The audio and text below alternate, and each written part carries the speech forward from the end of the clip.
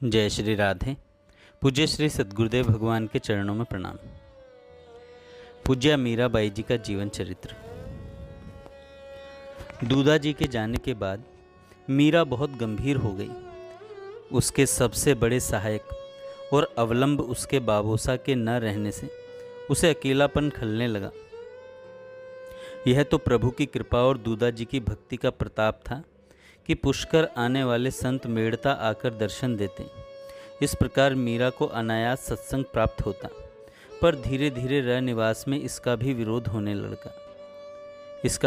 होने लगा। लड़की बड़ी हो गई है, अतः इस प्रकार देर तक साधुओं के बीच में बैठे रहना और भजन गाना अच्छा नहीं है। सभी साधु तो अच्छे नहीं होते। पहले की बात और थी, तब अन्नदाता हुकुम साथ रहते थे और मीरा भी छोटी ही थी। अब वह 14 वर्ष की हो गई है। आखिर कब तक कुंवारी रखेंगे। एक दिन माँ ने फिर श्याम कुंज आकर मीरा को समझाया, बेटी अब तो बड़ी हो गई है, इस प्रकार साधुओं के पास देर तक मत बैठा कर। उन बाबाओं के पास ऐसा क्या है जो किसी संत के आने की बात सुनते ही तू दौड़ जाती है। यह रात रात भर रोना और भजन गाना, क्या इसलिए भगवान ने तुम्हें ऐसे रूप गुण दिए हैं? ऐसी बात मत फरमाओ भाबू। भगवान को भूलना और सत्संग छोड़ना दोनों ही अब मेरे बस की बात नहीं रही है। जिस बात के लिए आपको गर्व होना चाहिए उसी के लिए आप मन छोटा कर रही हैं। मीरा ने तान पूरा उठाया। माने मत बरजे ए माई, साधु दर्शन जाती, राम नाम हृदय बसे, माहिले मन माती। मीरा व्याकुल विरहणी, अपनी कर लीजिए। माता उठकर चली गई। मीरा को समझाना उनके बस का न रहा। सोचती, अब इसके लिए जोगी राजकुमार कहाँ से ढूंढे। मीरा भी उदास हो गई। बार बार उसे दूधा जी याद आते। इन्हीं दिनों अपनी बुआ गिरजा जी को लेने चित्तौड़ से कुंवर भोजराज अपने परिकर के साथ मेड़ता पधारे। रूप और बल की सीमा, धीर वीर समझदार 20 वर्ष का नवयुवक, जिसने भी देखा प्रशंसा किए बिना रह नहीं पाया। जहाँ देखो महल में यही चर्चा करते। ऐसी सुंदर जोड़ी दीपक लेकर ढूंढने पर भी नहीं मिलेगी। भगवान ने मीरा को जैसे रूप गुणों से संवारा है, वैसा भाग्य भी दोनों हाथों से दिया है। भीतर ही भीतर यह तय हुआ कि गिरजा के साथ यहाँ से पुरोहित जी जाएं बात करने, और अगर वहाँ सांगा जी अनुकूल लगे तो गिरजा जी को वापस लिवाने के समय वीरमदेव जी बात पक्की कर लगन की तिथि निश्चित कर लें। हवा के पंखों पर उड़ती हुई ये बातें मीरा के कानों तक भी पहुंची। वह व्याकुल हो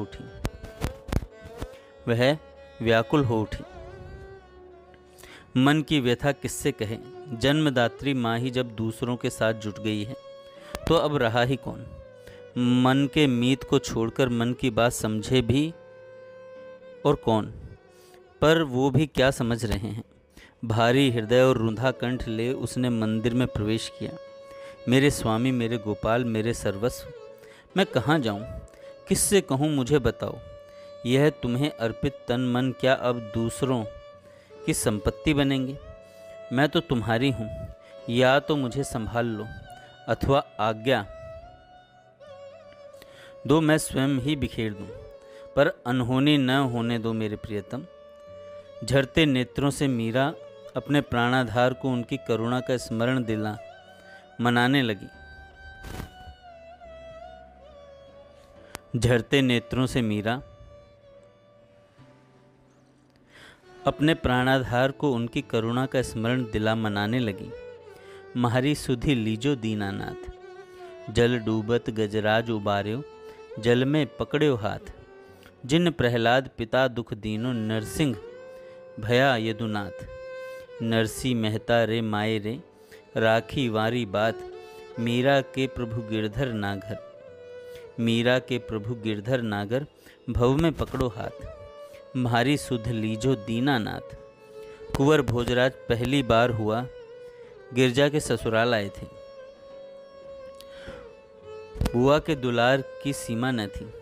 एक तो मेवाड़ के उत्तराधिकारी, दूसरे गिरजा के लाडले भतीजे।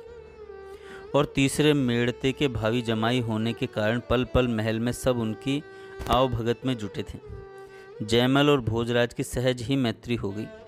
दोनों ही इधर उधर घूमते घुमाते फुलवारी में आ निकले। सुंदर श्याम कुंज मंदिर को देखकर भोजराज के पांव उसी ओर उठने लगे। मीठी रागिनी सुनकर उन्होंने उत्सुकता से जयमल की ओर देखा। जयमल ने कहा, मेरी बड़ी बहन मीरा है। इनके रोम रोम में भक्ति बसी हुई है, जैसे आपके रोम रोम में वीरता बसी हुई है। भोजराज ने हंसकर कहा, भक्ति और वीरता, भाई बहन की ऐसी जोड़ी कहाँ मिलेगी। विवाह कहाँ हुआ इनका? विवाह की क्या बात फरमाते हैं आप? विवाह का तो नाम सुनते ही दीदी की आंखों से आंसुओं के झरने बहने लगते हैं। हुआ यूं कि किसी बारात को देखकर जीजा मतलब दीदी ने काकीसा से पूछा कि हाथी पर यह कौन बैठा है। उन्होंने बताया कि नगर सेठ की लड़की का वर है। यह सुनकर इन्होंने जिद की कि मेरा वर बताओ। काकीसा ने इन्हें चुप कराने के लिए कह दिया, तेरा वर गिरधर गोपाल है। बस उसी समय से इन्होंने भगवान को अपना वर मान लिया। रात दिन बस भजन पूजन भोग राग नाचने गाने में लगी रहती हैं। जब यह गाने बैठती हैं तो अपने आप मुख से भजन निकल जाते हैं। बाबूसा के देहांत के पश्चात पुनः इनके विवाह की रनिवास में चर्चा होने लगी है, इसलिए अलग श्याम कुंज में ही अधिक समय बिताती हैं। जयमल ने बाल स्वभाव से ही सहज ही सब बातें भोजराज को बताई। यदि आज्ञा हो तो ठाकुर जी और राठौड़ों की इस विभूति का मैं भी दर्शन कर लूं। भोजराज ने प्रभावित होकर सर्वथा अनहोनी सी बात कही। न चाहते हुए भी केवल उनका सम्मान रखने के लिए ही जयमल बोले, हाँ हाँ अवश्य पधारो। उन दोनों ने फुलवारी की बहती नाली में ही हाथ पांव धोए और मंदिर में प्रवेश किया। सीढ़ियां चढ़ते हुए भोजराज ने उस करुणा के पद की अंतिम पंक्ति सुनी, मीरा के प्रभु गिरधर नागर भव में पकड़ो हाथ। वह भजन पूरा होते ही बेखबर मीरा ने अपने प्राणाधार को मनाते हुए दूसरा भजन आरंभ कर दिया। गिरधर लाल प्रीत मति तोड़ो, गहरी नदियाँ नाव पुरानी, अध बिच में काई छोड़ो। थे ही महाराज सेठ बोहरा, ब्याज मूल काई जोड़ो। मीरा के प्रभु गिरधर नागर, रस में विष काई घोलो। अश्रुसिक्त मुख और भरे कंठ से मीरा हृदय की बात संगीत के सहारे अपने आराध्य से कह रही थी। ठाकुर को उन्हीं के गुणों का वास्ता देकर उन्हें ही एकमात्र आश्रय मानकर अत्यंत दीन भाव से कृपा की गुहार लगा रही थी। मीरा अपने भाव में इतनी तन्मय थी कि किसी के आने का उसे ज्ञात ही नहीं हुआ। एक दृष्टि मूर्ति पर डालकर भोजराज ने उन्हें प्रणाम किया। गायिका पर दृष्टि पड़ी तो देखा कि उसके नेत्रों से अविराम आंसू बह रहे थे, जिससे बरबस ही मीरा का फूल सा मुख कुम्हला सा गया था। यह देखकर युवक भोजराज ने अपना आपा खो दिया। भजन पूरा होते ही जयमल ने चलने का संकेत किया।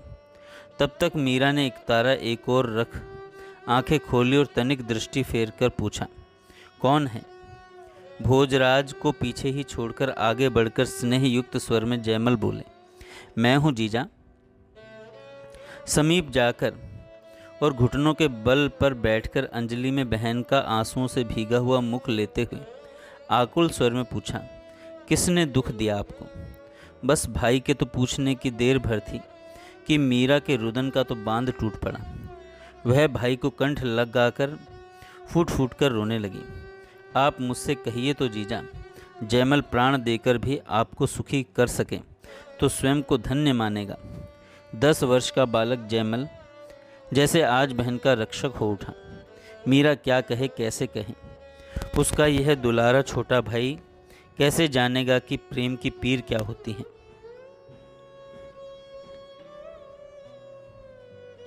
जयमल जब भी बहन के पास आता या कभी महल में रास्ते में मिल जाता तो मीरा कितनी ही आशीष भाई को देती न थकती।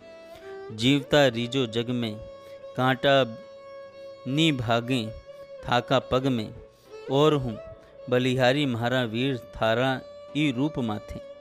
सदा हंसकर सामने आने वाली बहन को यूं रोते देख जयमल तड़प उठा। एक बार आप कहकर तो देखो, मैं आपको यूं रोते नहीं देख सकता। भाई आप मुझे बचा लीजिए, बचा लीजिए। मीरा भरे कंठ से हिलकियों के मध्य कहने लगी, सभी लोग मुझे मेवाड़ के महाराज कुंवर से ब्याहना चाहते हैं। स्त्री का तो एक ही पति होता है भाई। अब गिरधर गोपाल को छोड़िए, मुझे दूसरे को सौंपना चाहते हैं। मुझे इस पाप से बचा लीजिए भाई। आप तो इतने वीर हैं, मुझे आप तलवार के घाट उतार दीजिए। मुझसे यह दुख नहीं सहा जाता। मैं आपसे मेरी राखी का मूल्य मांग रही हूँ। भगवान आपका भला करेंगे। जयमल बहन की बात सुनकर सन्न रह गए। एक तरफ बहन का दुख और दूसरी तरफ अपनी असमर्थता।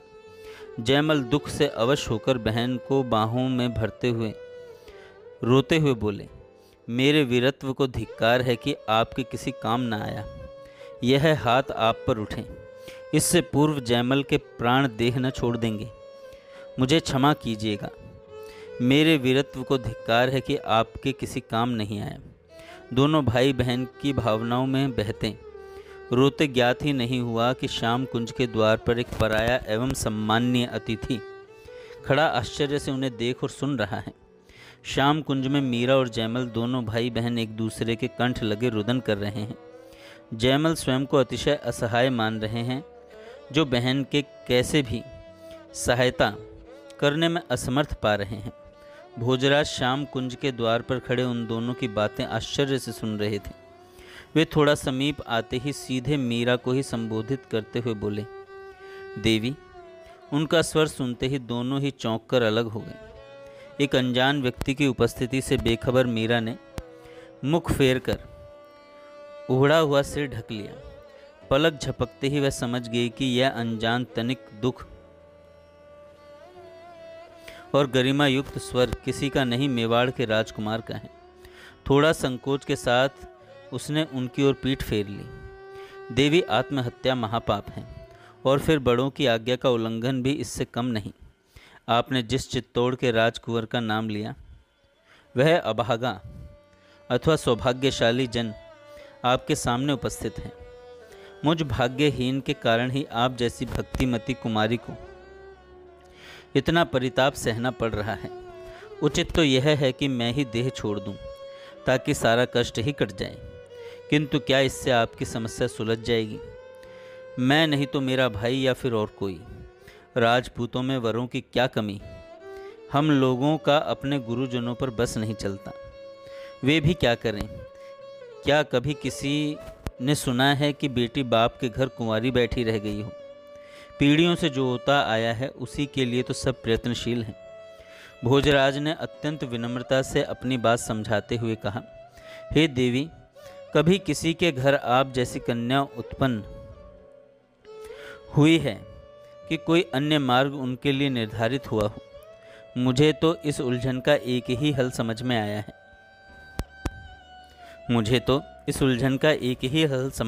है। और वो यह है कि माता पिता और परिवार के लोग जो करें सो करने दीजिए। आप अपना विवाह ठाकुर जी के साथ कर लीजिए। यदि ईश्वर ने मुझे निमित्त बनाया है तो मैं वचन देता हूँ कि केवल दुनिया की दृष्टि में आपका बेंद बनूंगा, आपके लिए नहीं। जीवन में कभी भी आपकी इच्छा के विपरीत आपकी देह को स्पर्श नहीं करूँगा। आराध्य मूर्ति की तरह भोजराज का गला भर आया। एक क्षण रुककर वे बोले, आराध्य मूर्ति की भांति आपकी सेवा ही मेरा कर्तव्य रहेगा। आपके पति गिरधर गोपाल मेरे स्वामी और आप मेरी स्वामिनी। भीष्म प्रतिज्ञा कर। भोजराज पल्ले से आंसू पोंछते हुए पलट करके मंदिर की सीढ़ियां उतर गए। एक हारे हुए जुआरी की भांति पांव घसीटते हुए वे पानी की नाली पर आकर बैठे। दोनों हाथों से अंजलि भर भर कर मुंह पर पानी के छींटे मारने लगे, ताकि आते हुए जयमल से अपने आंसू और उनकी वजह छुपा पाएं। पर मन ने तो आज नेत्रों की राह से आज बह जाने की ठान ही ली थी। वे अपनी सारी शक्ति समेटकर उठे और चल पड़े। जयमल शीघ्रतापूर्वक उनके समीप पहुंचे। उन्होंने देखा आते समय तो भोजराज प्रसन्न थे, परंतु अब तो उदासी मुख से झर रही है। उसने सोचा संभवतः जीजा के दुख से दुखी हुए हैं, तभी तो ऐसा वचन दिया। कुछ भी हो, जीजा इनसे विवाह कर सुखी ही होगी। और भोजराज वे चलते हुए जयमल से बीच से ही विदा ले मुड़ गए। ताकि कहीं एकांत पा अपने मन का अंतर्दाह बाहर निकालें। भोजराज श्याम कुंज से प्रतिज्ञा कर अपने डेरे लौट आए। वहां आकर कटे वृक्ष की भांति पलंग पर जा पड़े, पर चैन नहीं पड़ रहा था। कमर में बंधी कटार चुभी तो म्यान से बाहर निकाल धार देखते हुए अनायास ही अपने वक्ष पर तान ली। एक क्षण में ही लगा जैसे बिजली चमकी हो। अंतर में मीरा आ खड़ी हुई। उदास मुख कमल पत्र पर ठहरे ओस कण से आंसू गालों पर चमक रहे हैं। जलहीन मछली सी आकुल दृष्टि मानो कह रही है, आप ऐसा करेंगे तो मेरा क्या होगा। भोजराज ने तड़प कर कटार दूर फेंक दी। मेवाड़ का उत्तराधिकारी, लाखों वीरों का अग्रणी, जिसका नाम सुनकर ही शत्रुओं के प्राण सूख जाते हैं और दीन दुखी श्रद्धा से जय जयकार कर उठते हैं, जिसे देख माँ की आंखों में 100 सपने तैर उठते हैं, वही मेदपाट का भावी नायक आज घायल शूर की भांति धरा पर पड़ा है। आशा अभिलाषा और यौवन की मानो अर्थी उठ गई हूँ। उनका धीर वीर हृदय प्रेम पीड़ा से करा उठा। उन्हें इस दुख में भाग बांटने वाला कोई दिखाई नहीं देता। उनके कानों में मीरा की गिरधर की करुण पुकार, महाराज सेठ बोहरा ब्याज मूल काई जोड़ो, गिरधर लाल प्रीति मति तोड़ो, ये लाइन गूंज रही थी, ये पंक्ति गूंज रही थी भोजराज के कानों में। हाय कैसा दुर्भाग्य है, इस अभागे मन का कहाँ जा लगा है, जहाँ इसकी रत्ती भर भी परवाह नहीं। पांव तले रुंदने का भय लिखाकर आया है बदनसीब। मीरा, कितना मीठा नाम है यह, जैसे अमृत से सिंचित हो। अच्छा, इसका अर्थ क्या है भला, किससे पूछूं? अब तो उन्हीं से पूछना होगा। उनके चित्तौड़ आने पर उनके होठों पर मुस्कान, हृदय में विद्युत तरंग थिरक गई। वे मीरा से मानो प्रत्यक्ष बात करने लगे, मुझे केवल तुम्हारे दर्शन का अधिकार चाहिए। तुम प्रसन्न रहो।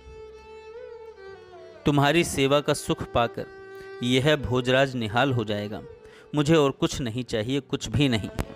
अगले दिन ही भोजराज ने गिरजा बुआ से और वीरम देव से घर जाने की आज्ञा मांगी। गिरजा ने भतीजे का मुख थोड़ा मलिन देखा तो पूछा। भोजराज ने हंसकर बात टाल दी। हालांकि वे मेड़ता में सबका सम्मान करते, पर अब उनका यहाँ मन न लग रहा था। जय श्री राधे। आगे हम कल सुनेंगे।